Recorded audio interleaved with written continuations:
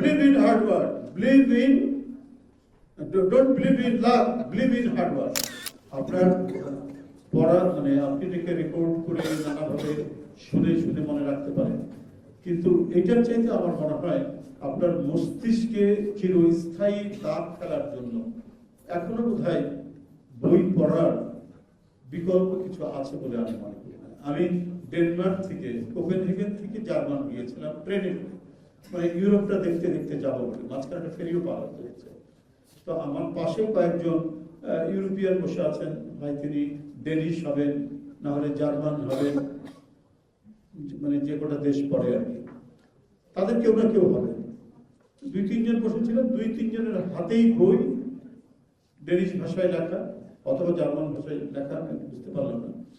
তো এই বই পড়তে পড়তে ইয়ে পর্যন্ত আমরা হ্যামবুর্গ পর্যন্ত আমরা গেলাম, ওখান থেকে আবার ট্রেন বদলে আমরা বার্লিনে গেছি। তো এখনো, বেশি দিন আগের কথা না, 2-3 বছর আগের ঘটনা, তো এখনো আমি ইউরোপে যেখানে জ্ঞান বিজ্ঞানের মানে আজকে যে মডার্ন জ্ঞান বিজ্ঞান তার যে বিকাশ সাধিত হয়েছে, সেখানে আমি দেখেছি অপরিহার্য। এমনকি নিউ ইয়র্কে আমি বহুদিন সাবওয়েতে, যেটা মাটির নিচের যে পাতাল রেল, পাতাল অনেক সময় বসে থাকতাম যে কতদূর যায় কতদূর থেকে ঘুরে আসে, কোনো কাল এখন 6 মাস গিয়েছিলাম মার্কিন যুক্তরাষ্ট্রে।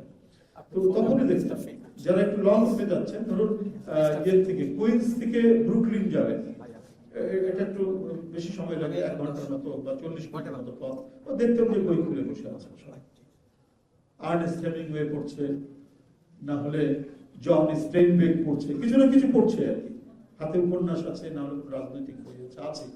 তো এই যে মানে বই পড়ার বিকল্প অন্য কিছু করা যাবে না, সেগুলো এডিশনাল আমরা জানতে পারি, শুনতে পারি, ভিডিও রেকর্ড থাকে সেখান থেকে আমরা শুনতে পারি, কিন্তু বই পড়তেই হবে, এর কোনো বিকল্প নেই।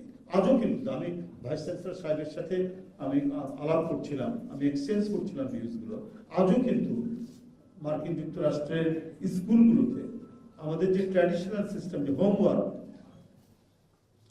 কিন্তু এখনো চালু আছে, এবং সেটা আপনার পেন্সিলে অথবা কলমে সেই হোমওয়ার্ক খাতার মধ্যে নিয়ে সেটা জমা দিতে হবে। তো সবই আছে, স্কুলেতেও কম্পিউটারের অভাব নাই, নানাভাবেই তাদেরকে শেখাচ্ছে, কিন্তু ওই যে লিখিত ম্যানুয়ালি যে হোমওয়ার্ক, সেটা কাগজে কলমে লিখে সেখানে জমা দিতে হয়। তো এই জন্য আমার মনে হয় পদ্ধতিগুলোকে বাদ দেওয়া হয়নি, যে এগুলোর অপরিহার্যতা রয়েছে।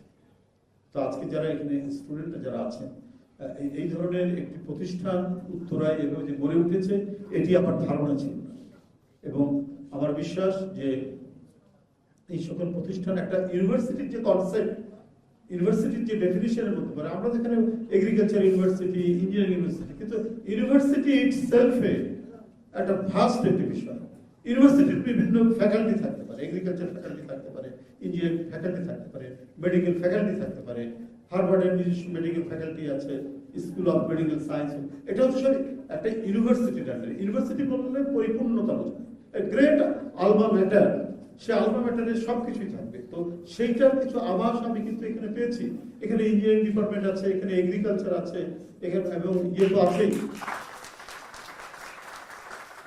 যেটা ভাইস চ্যান্সেলর সাহেবের কাছে শুনলাম যে বিজনেস এবং আদার্স বিষয়গুলো আছে।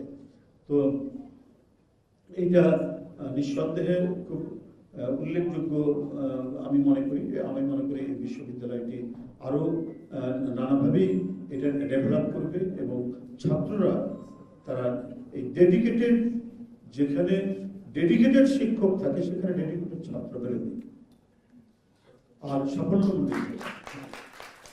তোমাদের মনে রাখতে হবে, ছাত্র যারা আছেন, একজন মনীষী প্রদান সাফল্য কি, সাফল্যটা তুমি এখন সিগনেচার দাও, বিভিন্ন প্রজেক্ট পেপারে বা বিভিন্ন ফর্মে সিগনেচার দাও, তোমার সিগনেচার যেদিন অটোগ্রাফে পরিণত হবে সেটাই হচ্ছে সাফল্য, সেটাই মাথায় রেখে